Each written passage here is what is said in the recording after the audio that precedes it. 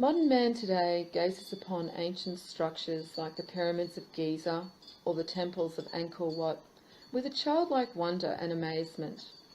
He cannot understand any being who is capable of such greatness and marvel, so he is tempted to attribute these masterpieces to something outside of himself. Unfortunately, until he looks within, the door will remain closed to him, for this is the only way he will ever understand this language, and that is exactly how it was intended. For only those who can speak the language of divine wisdom can access the hidden knowledge that has been encoded within these timeless masterpieces of the divine man. These ancient structures are time capsules built by divine man for himself, and they marked the constellations so he would remember the cycle he existed in, and how that was connected to his soul and divine nature. The divine language encoded in these sacred sites tells a story about the divine children of the Creator.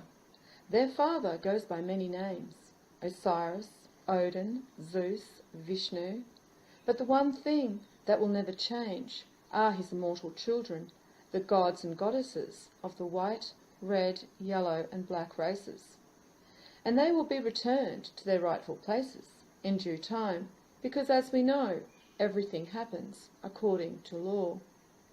These ancient markers and mythologies are the story of their creation and the great year cycle in which they exist. First, let us look at the temples of Angkor Wat and the secrets about divine man encoded in this alignment with the constellation Draco. The temples of Angkor represent one of humankind's most astonishing and enduring architectural achievements. The stone temples of Angkor Wat today are the surviving remains of a grand spiritual, social and administrative metropolis whose other buildings, the palaces, public buildings and houses, were built of wood and have long since decayed and disappeared. This is intended as divine man understands his place in the cycle, and the most important structures preserved through the cycle of time and the Iron Age are the stone markers of the stars. Using computer simulations, it has been shown that the ground plan of the Angkor complex, the terrestrial placement of its principal temples, mirrors the stars in the constellation of Draco at the time of spring equinox in 10,500 BC. This is showing a connection to what is known as the Silver Gate midway through the Great Year. This is directly connected to the illumination, divine man and woman, as Draco is connected to the tribe of the serpent, which is symbolic for the firstborn tribe of the north, the tribe of Jan. This is also why the north side of Giza aligns with the constellation Draco, because again it is showing a connection to the firstborn son of the Creator. The Angkor complex is also 72 degrees of longitude east of the pyramids of Giza, again showing there is a connection between these two ancient structures and these very important constellations. Approximately halfway through the Great Year cycle, the element of ether recedes to a point where it causes a huge shift. This topples divine man off his throne, and he must fight to keep his kingdoms, as the 144 divine tribes then begin their descent from the Silver Age and into the Iron Age as the ether continues to recede, until it is no longer present at all in the Iron Age, and they are no longer known amongst the mortals. This is why in the Norse and Celtic mythology they relate that nobody should ever turn a stranger from the door, as it could be a god in disguise. We also see the Buddhist statues with their eyes closed and smiling. To the vulgar and uninitiated, they mistake this for meditation, when in fact this is symbolic for the gods going to sleep, knowing they will awaken again when that time returns, and they are smiling about what they know, and how mortal man will be looking at them in the future in amazement, not understanding what they are actually looking at. This alignment to the constellation Draco and Angkor Wat is yet another fingerprint left by Divine Man, and he connected it to the Silver Gate of the Great Year to show a connection to this in the cycle of Divine Man and his illumination and his time of forgetting, because he knew there would be a time when access to this knowledge did not come so easily. He ensured he encoded his divine nature and geometry into symbolic archetypes and stories of everything around him in his natural environment. He knew he would instinctively look to his environment again when he began to awaken from his slumber, and this is also the case with Angkor Wat, where we see the sacred numbers of Divine Man encoded into these ancient structures. At the temple of Phnom Bakheng, there are 108 surrounding towers. The number 108 is connected to the creation of the gold and silver tribes. The 96 is showing the 48 gold tribes and the 48 silver tribes. However, if you account for each Messiah tribe and their firstborn divinely seeded offspring, you get 4 times the Trinity, which is 12. And so this makes 108, 4, 96, and 12 are 108. There are also 36 tribes in each of the races, and this equates to 72 individual souls. 36 and 72 are 108. This number was left so that it was known to be associated with Divine Man and not only the measurements of the cycles and ages. However, these measurements are also important, so the 72 can also be seen as connected to the movement of the constellations through the Great Year, which is known as the precession, the alteration of the position of the constellations over a period of 25,920 years, or 26,000 years.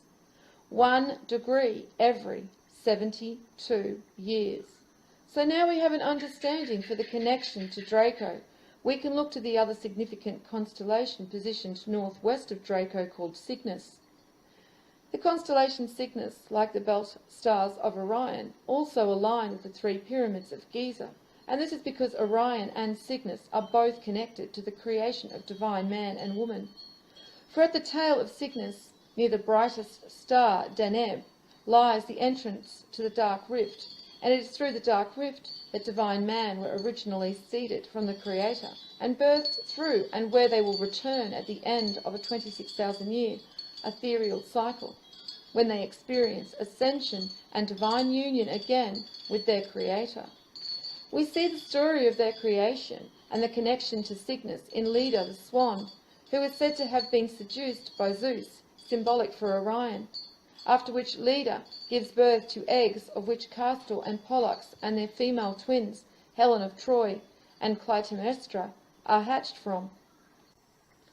As mentioned before, both the constellations of Cygnus and Orion align with the pyramids of Giza. However, not only do the belt stars of Orion align with the 3 pyramids, but the south side of the Great Pyramid aligns with the shaft to the King's Chamber and Orion, and then reflects out the north side and up to Thuban, a former pole star of the north, positioned at the tail of Draco. This is symbolically related to the first pillar from Ketha in the north and the tribe of Dan, and the root Malkuth, which the south and the tribe of Reuben represents. This alignment represents Orion, the Creator, anchored onto foundation at Malkuth and reflecting back up to Ketha in the north, and the north reflecting back, showing they are mirrored. Then we have Sirius reflecting through the Queen's Chamber to Ursa Minor, acknowledging the creation of God's firstborn daughter and her divine sisters. Ursa Minor is known as the smaller she-bear constellation. The mythology of the Great Bear is also connected to Orion, so we have yet another confirmation of the importance these constellations and mythologies have in connection with divine man. So we can see divine man left his fingerprint upon the Giza pyramids too, for again they encoded their story and who they were into these markers and aligned them with the constellations. And yet there is more to be found hidden in these ancient markers of time. Many think the Great Pyramid is only four-sided, but if you look closer, you will see each side of the pyramid has been divided to represent each Messiah tribe. So the pyramid can be seen as both four-sided or eight-sided. And the outside of the Great Pyramid has 144,000 casing stones. This represents the weight of mortal man that comes through with them into Zep Tepi. We can also align the Golden Mean Spiral to the Giza Plateau and how the pyramids and other sacred sites were placed. We are being shown the emanation of divine man through intermediate consciousness. Just like an anchor being thrown onto foundation, it is the gold tribes that are the first to touch down, then silver, and finally the bronze tribes who are seeded through the gold and silver. For we are only able to reunite with our Creator at one time in the cycle at the end of the great year. All other times we can only reach Source through intermediate consciousness. This is also like a membrane of neutral consciousness between us and God. This is what Thoth, Moses, and also Hermes symbolizes. The Sphinx is also positioned in the way it is to show the distinction between the gold and silver tribes who are created of God both ethereally and physically, and the bronze tribe who are ethereally seeded of God but born of material birth on foundation.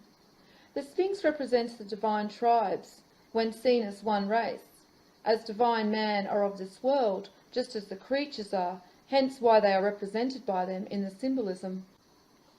So we can see there is no need to look externally for explanations on who built these magnificent structures. It was divine man, in a time when he was in his element and able to work with the forces of nature, not against them as modern man does.